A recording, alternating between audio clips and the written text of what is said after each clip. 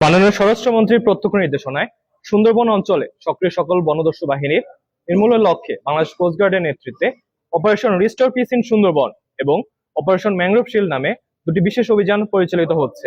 এই অভিযানের ধারাবাহিক সফলতা হিসেবে ষষ্ঠবারের মতো অপারেশন ম্যানগ্রোভ শিল্ড এর আওতায় অভিযান পরিচালনা করে কুখ্যাত ডাকাত করিম শরীফ বাহিনীর দুইজন সক্রিয় সদস্যকে অস্ত্র ও গোলাবারুদ সহ আটক করা হয়। গোপন তথ্যের ভিত্তিতে জানা যায়, সুন্দরবনে কুখ্যাত ডাকাত করিম শরীফ বাহিনীর সদস্যরা খুলনার দাকব থানাধীন সুন্দরবনের রাংমারি খাল সংলগ্ন এলাকায় অবস্থান করছে। প্রাপ্ত তথ্য ভিত্তিতে আজ 17 মে 2026 রবিবার ভোর 4টায় কোস্টগার্ড বেস মংলা কর্তৃক উক্ত এলাকায় বিশেষ অভিযান পরিচালনা করা হয়। অভিযান চলাকালীন কোস্টগার্ডের উপস্থিতি টের পেয়ে উক্ত ডাকাত দল পালানোর চেষ্টা করলে আভিযানিক দল ধাওয়া করে একটি বিদেশি 1 বন্দুক, দুইটি দেশীয় 1 বন্দুক, 24 রাউন্ড তাজা কার্তুজ সহ করিম শরীফ বাহিনীর দুইজন সক্রিয় সদস্যকে আটক করতে সক্ষম হয়। এ সময় আটককৃত ডাকাতদের কাছে জিম্মি থাকা 4 জন জেলেকে উদ্ধার করা হয়। আটককৃত ডাকাত মোহাম্মদ রবিউল শেখ বাগেরহাট জেলার রামপাল থানা এবং রাজন শরীফ বাগেরহাট জেলার মোড়লগঞ্জ থানার বাসিন্দা। রাজন শরীফ করিম শরীফ বাহিনীর সেকেন্ড ইন কমান্ড হিসেবে দীর্ঘদিন যাবৎ সুন্দরবনে ডাকাতি সহ সাধারণ জেলে ও বাওয়ালিদের